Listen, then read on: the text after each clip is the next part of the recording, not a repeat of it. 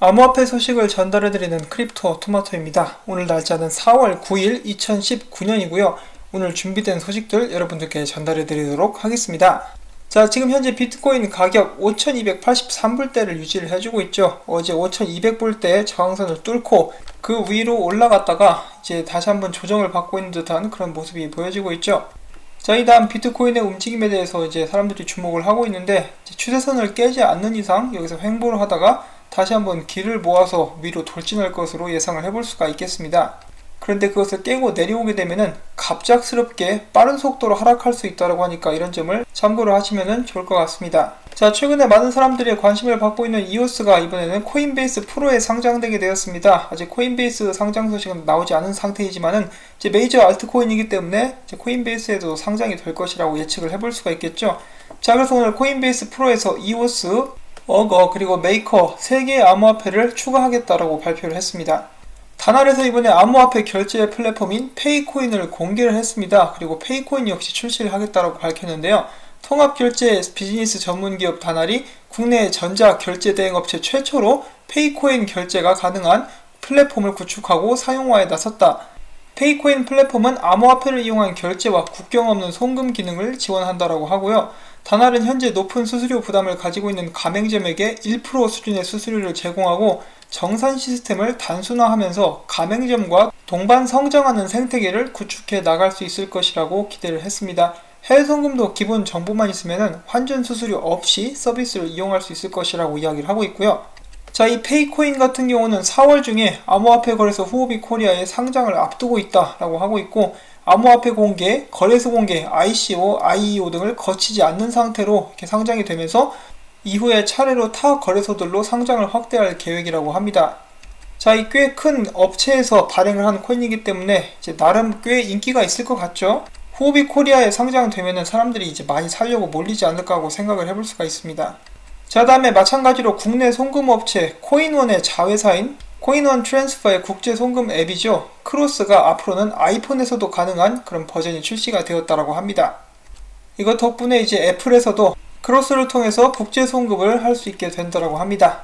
태국과 미얀마 중앙은행 총재가 블록체인 송금 지지 의사를 밝혔다라는 소식이 있습니다. 자, 바로 중앙은행 총재가 블록체인 기업인 에버렉스가 개발한 이더리움 기반 송금 시스템을 승인했다라고 이제 발표를 한 것인데요. 에버렉스는 지난 4일 동남아 국가연합 중앙은행 총재 재무장관 회의에서 파트너은행인 태국 국영 쿠룽타이은행, 미얀마 슈웨은행과 함께 태국 미얀마 국경 간 송금 서비스를 소개를 했습니다. 이에 대해서 태국 중앙은행 베리따이 산티프 프라포 총재는 지금까지 안전하지 않은 송금 채널을 사용했을 태국 내 300만여 미얀마 근로자들을 위한 중요한 진전이라고 평가를 했다고 합니다. 이렇게 금융업계에는 본격적으로 블록체인 기술 도입이 가속화되고 있습니다. 왜냐하면 실질적으로 바로 사용을 할 수 있고 그것으로부터 많은 이득을 얻어올 수 있기 때문이죠. 자, 그리고 블록체인 기술이 크게 상용화될 수 있는 분야가 있는데 농수산물 직거래에서 이제 또 크게 이제 활약할 수 있다라는 의견이 있습니다. 국내 뉴스이고요. 이분은 이제 국내 지오 블루랩이라는 곳의 대표이신데 이제 하는 말씀이 이제 굉장히 일리가 있어가지고 여러분들께 소개를 해드리려고 합니다. 농수산물은 일반 농수산물보다 수십 배까지 비싸지만 정작 이를 생산한 농어민은 만성적인 저소득에 시달린다. 최종 소비자까지 가는 동안 최대 60개 정도, 엄청나게 많죠. 이렇게 많은 유통 단계를 거쳐야 하기 때문이다. 농가에서 소비자와 직접 거래를 하는 것은 그런 이유 때문이다. 하지만 서툰 마케팅 실력과 부족한 자본력 때문에 소비자들로부터 100% 신뢰를 얻는 것이 여간 어려운 것이 아니다. 그렇다면 절대 위변조를 할 수 없는 시스템이 있고 이를 통한 생산부터 인증, 유통 과정을 모두 기록해서 보여준다면 어떨까? 생산자와 소비자가 서로 신뢰할 수 있어 직거래가 늘 테고 농가는 소득이 늘고 소비자는 훨씬 더 저렴한 가격에 진짜 유기농 제품을 접할 수 있을 것이다. 자, 그래서 이 회사에서는 블록체인 플랫폼인 GOB를 소개를 했다라고 하는데 저는 이 프로젝트의 목표가 일단 굉장히 마음에 들고요. 예를 들어서 국내만 해도 치킨값 때문에 말이 굉장히 많았죠. 닭 원가가 얼마였는데 팔려 나오는 치킨, 이제 배달되는 치킨은 가격이 엄청나게 비싸다. 물론 거기에서 프랜차이즈에서 떼가는 돈이 많다라고 하죠. 그렇지만 이제 중간 유통 과정에서 드는 비용들도 꽤 있을 것이라고 생각을 합니다. 이런 부분은 블록체인이 활약할 수 있는 절호의 기회라고 볼 수가 있겠죠. 농수산물 여기 나왔다시피 이제 중간에서 유통 과정이 너무나 많기 때문에 그 안에서 이제 각자 업자들이 자기 몫을 떼기 때문에 소비자들이 지불해야 되는 가격은 이제 계속해서 올라가게 되는 것이죠. 이 블록체인 기술을 통해서 이 생산자와 소비자 모두 다 이득을 볼 수 있는 그런 시스템이 이제 하루빨리 나올 수 있기를 바랍니다. 물론 유통업 쪽에서 일하시는 분들께는 죄송한 말씀이 될 수도 있겠지만요. 또한 이제 생산지와 원가 그런 것을 속일 수 없게 된다라면은 더 이상 음식 갖고 장난치는 인간들 그런 짓거리를 못하게 막을 수가 있겠죠.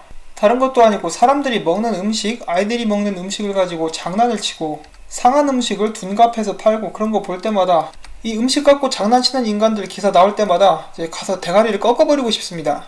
바로 블록체인이 이런 부정부패를 없앨 수 있는 열쇠가 되어줄 수 있으면 참 좋겠습니다. 자, 그 다음에 트론에 관한 소식이 몇 가지가 있습니다. 이제 블록체인 보안 업체인 팩실드가 트론의 일부 컨트랙트에서 트랜스퍼 민트 결함이 발견이 되었으며 이를 통해서 공격자들이 토큰을 무제한 발행할 수 있는데 다행히 이것을 먼저 빨리 발견을 해서 트론 측에 알렸다라고 합니다. 자, 그리고 저스틴 선이 오늘 중국 SNS 계정을 통해서 트론 네트워크의 보안성 등 성능을 향상시키기 위해서 비트코인의 라이트닝 네트워크와 비슷한 자체 레이어 2 솔루션인 선 네트워크를 도입했다라고 밝혔습니다. 그러면서 그는 오는 5월 30일에는 뎁체인이라고 불리는 온체인 솔루션을 출시할 예정이라고 발표를 했고요. 이를 통해서 보다 안전하고 효율적인 뎁 생태계가 구축될 수 있을 것이라고 덧붙였습니다. 계속해서 열심히 발전하고 있는 트론의 모습들이 보이고 있습니다.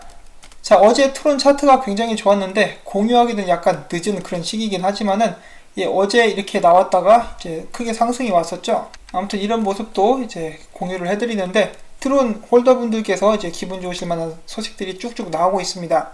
거기에 더불어서 올해 1분기 트론 네트워크 기반 뎁 거래량이 16억 달러, 총 43만 2천 명이나 되는 사용자 수를 기록을 했고요. 이는 이오스와 이더리움에 비했을 때 굉장히 높은 수치라고 합니다. 그 다음엔 IOST 소식이 한 가지가 있는데 IOST 메인넷 계정이 20만을 돌파를 했고 트랜잭션 수가 2,400만 건을 상회하고 있다고 합니다. 지금 현재 가격은 약간 내렸다라고 나와 있는데 이제 굉장히 많이 발전을 하고 있죠. 특히 메인넷 출시 후에 계속해서 새로운 블록들이 생성되고 있는 상태라고 합니다.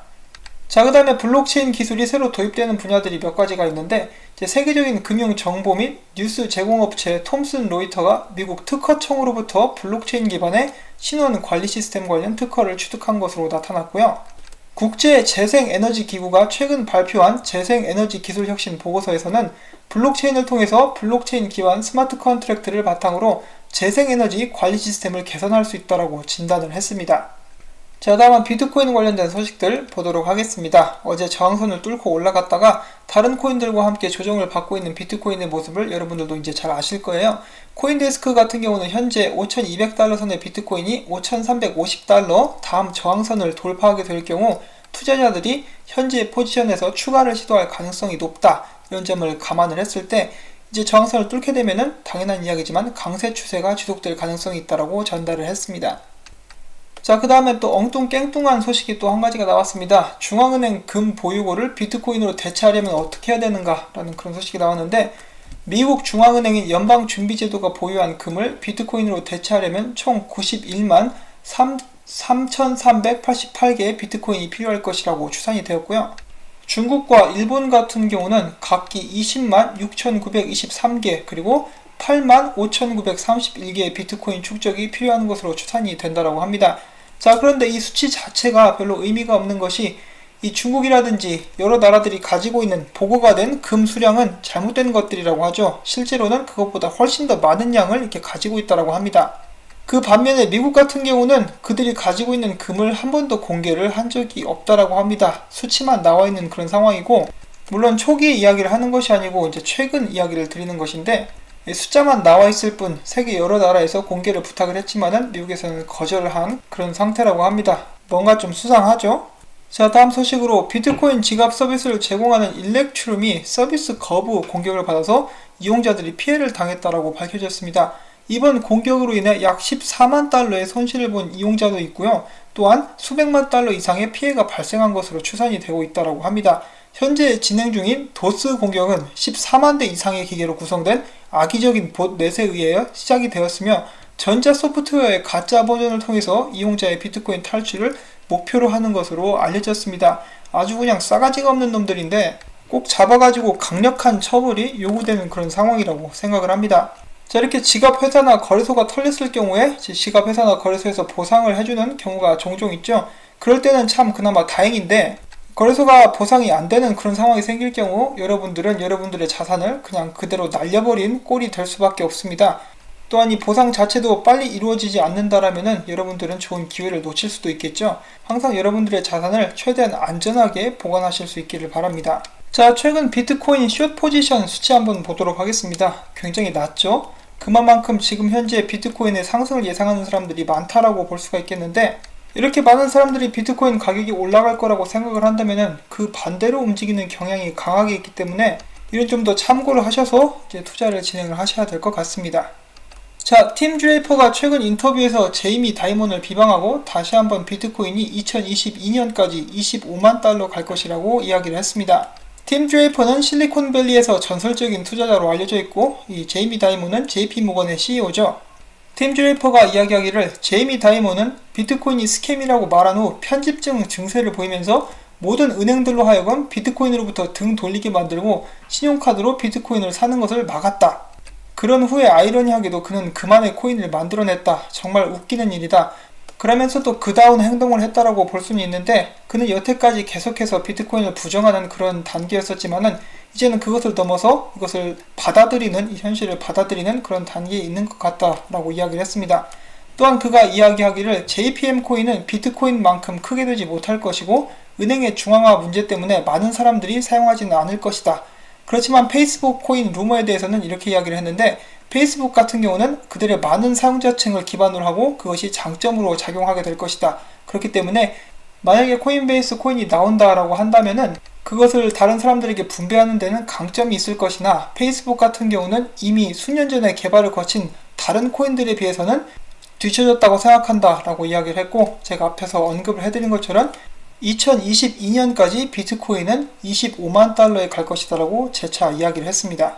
그 다음에는 비트코인의 상승이 지속될 이유들에 대해서 잠깐 보도록 하겠습니다. 첫 번째로 비트코인은 저점 기준 60% 이상 상승한 상태이다. 다른 메이저 알트코인들은 저점 대비 200%, 300% 상승을 한 그런 상황이고, 비트코인은 사람들이 네트워크에 지속적으로 참여함으로써 계속해서 상승하게 될 것이다. 지금 현재 시장에 들어올 수 있는 가능성이 있는 사람들 중 그 수치를 100%라고 한다면은 지금 현재 들어온 사람들은 0.56%만 들어왔고, 그 말인 즉슨 99.5% 정도가 아직까지 시장에 참여할 여력을 가지고 있다는 것을 의미한다. 그리고 또한 지금 현재 비트코인을 세상에 알리기 더 좋은 시기이다 라고 이런 식으로 이야기를 하고 있습니다. 자, 비트코인이 어디로 튈지는 사실 아무도 모르죠. 그렇지만 장기적인 측면에서 봤을 때 비트코인은 길을 바로 가든 돌아가든 결국 종착지는 상승이라고 저는 생각을 하고 있습니다. 자, 이 다음에는 재밌는 짤 몇 가지 보도록 하겠습니다. 이 스파이더맨 거미 남자 게임인데요. 이 게임 보시면은 뉴스가 나가고 있고 밑에 이렇게 나와 있습니다. 비트코인이 최고점을 경신했다. 정확히는 비트코인이 선물 시장에 이제 들어가면서 최고치를 경신했다라고 전에 나왔던 뉴스가 반복돼서 나오고 있는 것 같죠. 하지만 이 게임을 플레이하고 있는 어린 아이들, 이 비트코인에 대해서 배울 수 있는 기회가 되지는 않겠죠. 게임하는데 정신 팔려가지고 누가 저걸 읽어보겠습니까? 자, 마지막으로는 또 베네수엘라 길거리 사진 중에 하나가 또 퍼지고 있는데요. 이 길거리에 그들의 화폐가 널려있는 모습이 보여지고 있습니다. 이 많은 사람들이 베네수엘라에서 일어나고 있는 현상들을 마치 이제 영화에서나 나올 법한 현실에서는 보통 나라들에서 겪을 수 없는 일이다 라고 이야기를 하고 있죠. 뭐 이 정도까지는 안 가더라도 경제 공황이 일어나게 되면 많은 사람들이 이제 꽤 고통을 받을 수 있는 그런 상황이 올 수도 있기 때문에, 지금 현재 암호화폐를 보고 버블이라고 하는 사람들, 지금 미국 주식 같은 경우가 진짜 버블이라고 저는 생각을 하고 있는데, 이게 제대로 터지게 되면은 정말 걷잡을 수 없다라고 합니다. 진정한 세계 최대 불꽃 축제가 되지 않을까 하고 생각을 해보는데, 물론 미국 경제가 흔들리면은 전 세계로 여파가 퍼져 나가게 되겠죠. 저도 그런 일이 없었으면 좋겠는데, 여러분이 관심을 가지고 좀 찾아보시면은 피해갈 수 없는 일이라는 것을 이제 저는 알게 되지 않을까라고 생각을 해봅니다. 저는 그쪽으로 생각이 많이 기울었고요. 자, 아무튼 이렇게 해서 저는 오늘 준비한 소식들을 여러분들께 모두 전달을 해드렸습니다. 부디 제가 준비한 이 소식들이 여러분들께 도움이 되었으면 좋겠고요. 이 정보들이 유익하셨다면 언제나 그렇다시피 구독과 좋아요, 그리고 제가 계속해서 이 채널을 유지해 나갈 수 있기 위해서 꼭 광고를 처음부터 끝까지 시청해 주시기를 부탁을 꼭 드리고 싶습니다. 정보들이 도움이 안 되셨으면 안 해주셔도 되고요. 정보들이 도움이 되셨으면 광고 시청 꼭 부탁을 드리면서 저는 다음에 또 새로운 소식 가지고 찾아뵙도록 하겠습니다. 안녕히 계십시오.